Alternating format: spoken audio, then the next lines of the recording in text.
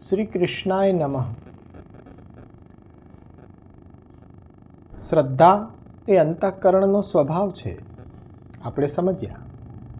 પણ એ સાત્વિકતા, રાજસતા અને તામસતાનું લક્ષણ શું એ પણ સમજવું પડે ને.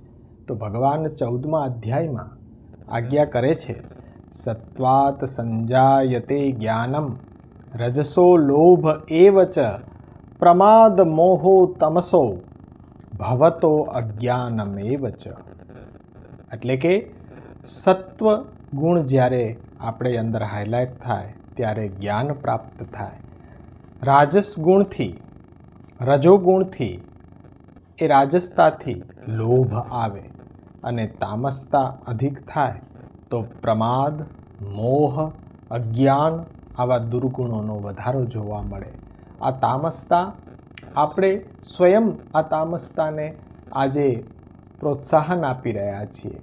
આપણે અર્વાચીન સંસ્કૃતિ તરફ, આપણે પાશ્ચાત્ય સંસ્કૃતિનો પ્રભાવ આપણા ઉપર સ્પષ્ટ દેખાઈ રહ્યો છે.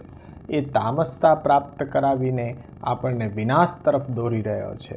તો આવો આપણે શ્રીમદ્ ભગવદ્ ગીતા દ્વારા આપણા જીવનને કૃતાર્થ કરીએ અને સાત્વિક ગુણોને ધારણ કરીએ, સાત્વિકતાને પ્રાધાન્ય આપીએ, એક કદમ अपनी संस्कृति की ओर.